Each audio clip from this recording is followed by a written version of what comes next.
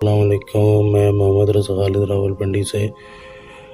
اللہ تعالیٰ سب کی زندگی میں سکون قائم رکھے اور بیماروں کو شفا دے۔ آج کا واقعہ ہے کینیڈا کی شہر ٹورنٹو کا، اور یہ دو بھائیوں کا جو اپنی والدہ کے ساتھ رہتے تھے۔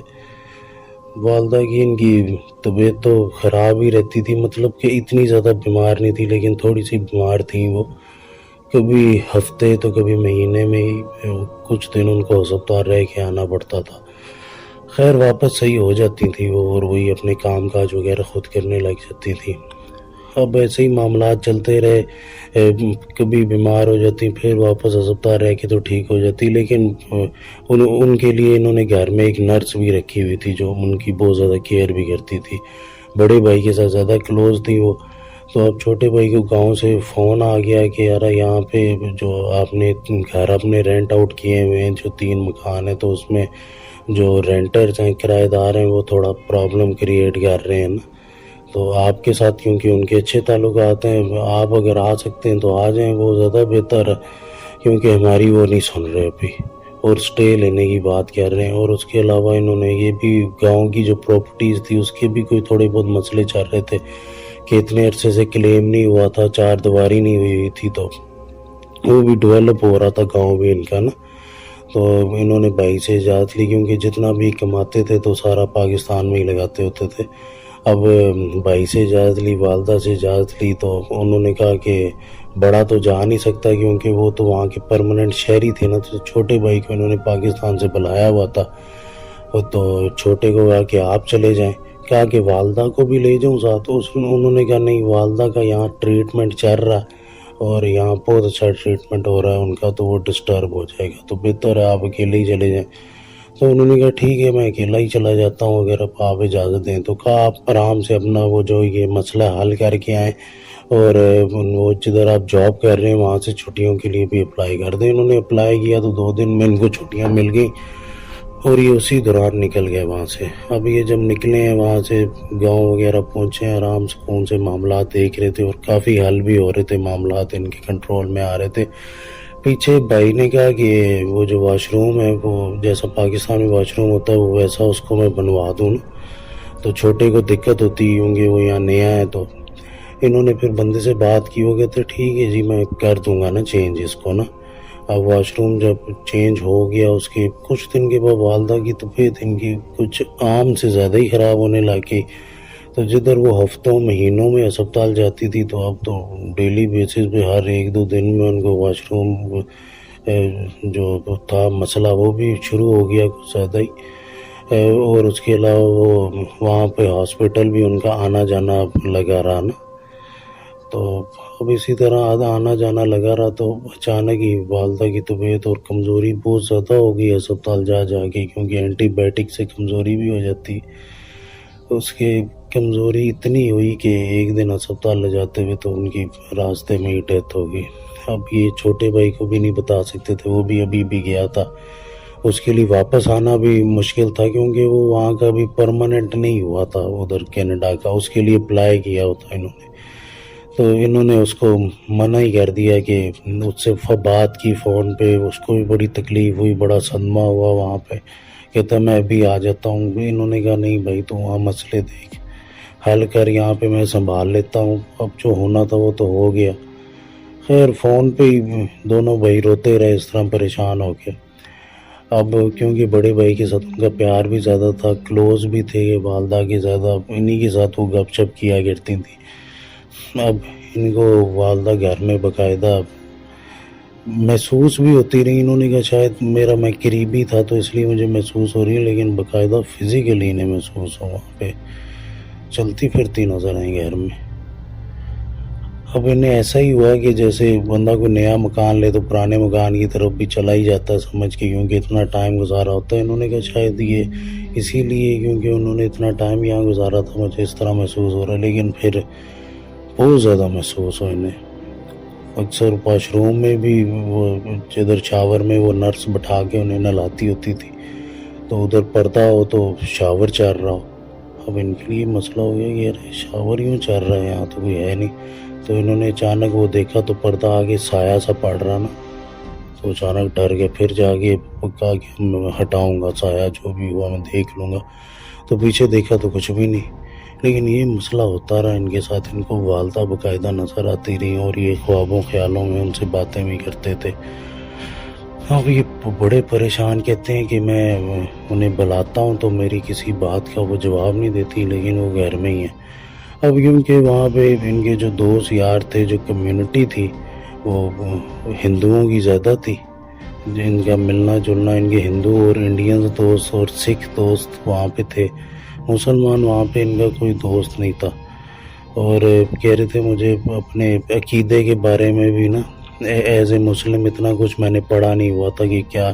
ہمارا دین اس بارے میں کیا کہتا ہے، اتنا مجھے پتہ نہیں تھا۔ بس یہ پتہ تھا کہ ہمارے دین کے مطابق روحوں کا دنیا کے ساتھ، کہ انسانوں کے ساتھ اس طرح کوئی رابطہ نہیں ہوتا جس طرح نارمل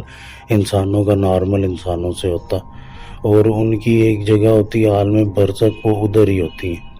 اور وہ اس دنیا میں آ کے اس طرح نہیں اپنے کام کاج کر سکتی ہیں، اس طرح نہیں فزیکل پھر سکتی، اس طرح بس یہ ان کے دماغ میں ایک چیز تھی۔ اب بس ایسے ہی معاملات چل رہے، یہ گھبراتے بھی بہت زیادہ اور خوش بھی اس بات سے تھے کہ چلو یار والدہ کی انہیں موجودگی محسوس ہو رہی ہے۔ اب انہوں نے اپنے دوستوں، وہ جو انڈین دوست تھے ہندو، ان سے ڈسکس کرنا شروع کر دیا کہ یار یہ اس طرح ہے نا، تو مجھے محسوس ہوتی ہیں والدہ، یہ کیا چیز ہے۔ انہوں نے کہا کہ یار یہ آتمائیں ہوتی ہیں، یہ اب تمہیں پریشان دیکھ کے نا تو یہ آ جاتی ہوتی ہیں نا، تو تمہاری والدہ کی آتما نہ آئی ہے، تو تمہیں اس نے پریشان دیکھا تو وہ آ گئی ہیں، تو شاید ان کی آتما کو شانتی نہیں نہ ملی تو اس لیے آئی۔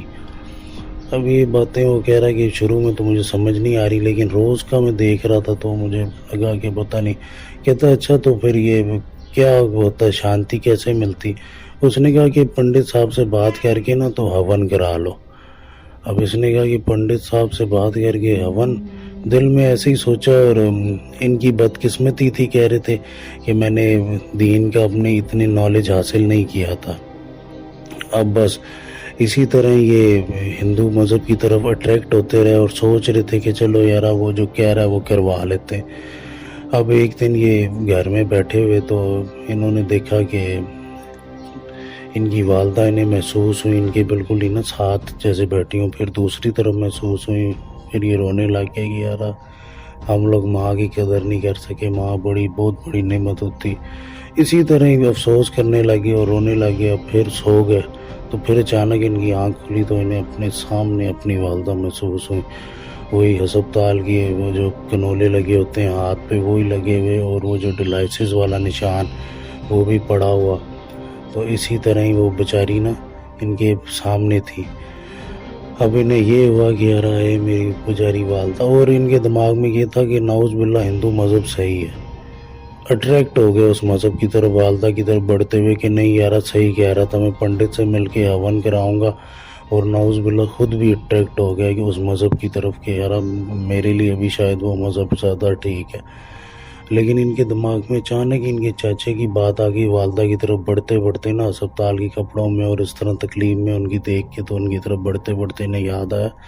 کہ یار میرے چاچو نے کہا تھا کہ ان کے جو پاؤں ہوتے ہیں وہ الٹے ہوتے ہیں۔ تو انہوں نے کہا کہ وہ جو چیز تھی وہ بہت زیادہ پاورفل تھی، کوئی اسے بہت زیادہ سمجھ تھی، تو وہ جو پاؤں تھے وہ تقریباً پورے کے پورے الٹے تو نہیں تھے، لیکن غور سے دیکھنے میں پاؤں مختلف تھے، تو میں سمجھ گیا کہ یہ میری والدہ کے پاؤں نہیں ہیں۔ تو پھر وہ انہوں نے غور سے مزید دیکھا تو انہوں نے پورا سمجھ لیا یہ میری والدہ ہی نہیں ہے، کیونکہ جتنا بھی ہو والدہ کے بالکل، تو اب وہ وہاں سے بھاگیں تو ایسا لگے جیسے انہیں کپڑوں سے پکڑے ہوئے کھینچ رہا،